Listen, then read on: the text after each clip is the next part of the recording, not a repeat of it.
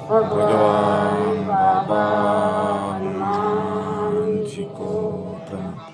महान त्यागी बाबा सुखदेव जी को परमात्मा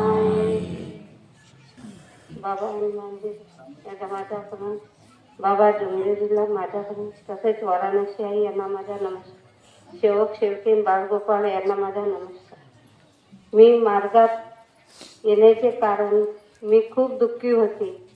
माझ्या सुलग्नामध्ये मला लावलं गेलं होतं. त्यानं लावलं मला. मी वाकीत राहिली, ताजबागमध्ये राहिली. मला कुठंच आराम पडला नाही. मला फक्त वाकीमध्ये बोलफोड झाला आहे का मला ह्या व्यक्तीने लावला आहे तुळशी याच्यामध्ये सुलग्नाच्या तांदळामध्ये. तर मी वाकीमध्ये म्हणजे दिवाळी 15 दिवस होती.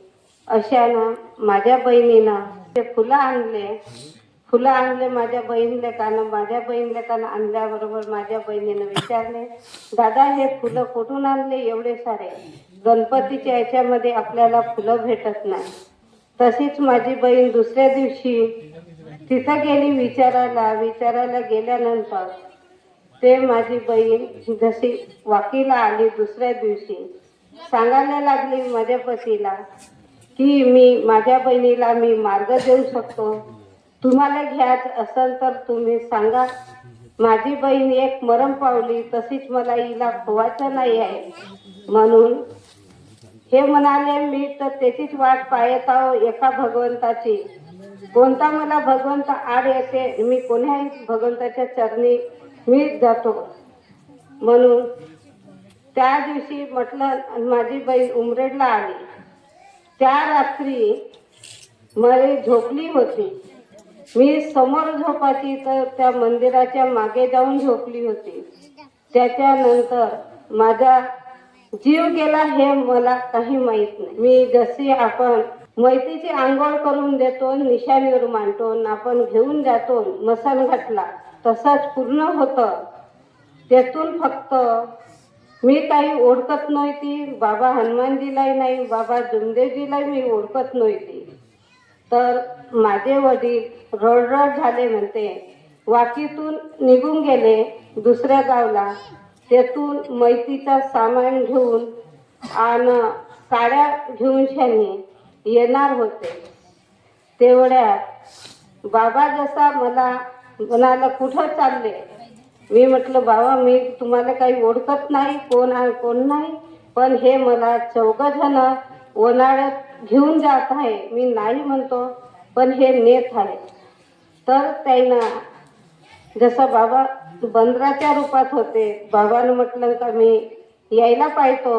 आणि एक व्यक्ती जसे बाबा जुमदेवजी सारखे होते, त्यानं म्हटलं का तू या बाईला घेऊन खाली जा. असा म्हणतात आहे. तुम्ही खाली येऊन पाहतो तर माझी आई आणि माझे पती रडत होते. माझे वडील तिकडून सरणाची गाडी आणत होते. म्हणजे गाडी पेटवून द्यायचं वाकीमध्ये ना आपण चाललं जायचं दुसऱ्या दिवशी. त्या मग जसं मी जिवंत झाली तशीच माझ्या वडिलांना संगत बांधले, कपडे लत्ते होते, भांडे कुंडे, आणि मी उमरेडला आले. तो सोमवार दिवस होता. सोमवारी मला उचलून आणत होते. पण मी काका हरिभाऊ अरेकरच्या घरापाशी आल्यावर गेटपाशी आली तशीच यायला म्हणतो माझे हात सोडा म्हणता बरोबर मी सिद्ध बाबाच्या पाटावर मस्तक ठेवून पाठीमाग नमस्कार करत रडत आहे. तेवढ्या काकाजी आले दुकानातून. बाई उठ म्हणते. कशाला नमस्कार करतो म्हणते, तू पाठीमागून करतेस का समोरून करतेस म्हणते. मला माहीत नाही म्हटलं. उठून बसले. मग मंगळवाऱ्या दिवशी मी कार्य घेतले, मार्गात आले. तसे माझ्याजवळ काहीच पैसे नव्हते. माझ्याजवळ कब्बर चहा प्यायचे माझ्याजवळ पैसे नव्हते. मी गाडीनं कशी जाऊ हे विचार होता.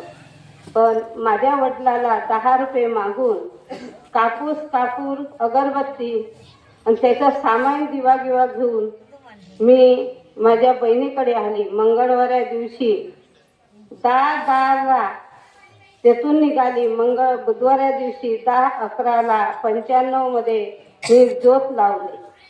त्यावेळेस माझ्या वडिलांजवळून 100 रुपये घेऊन मी नागपूरला आले. माझ्या बहिणीनं 1 दिवसाचा डब्बा दिलता, तो मी 8 दिवस खाल्ला. काहून अर्धी पोळी खाती एक टाइम आणि राहत.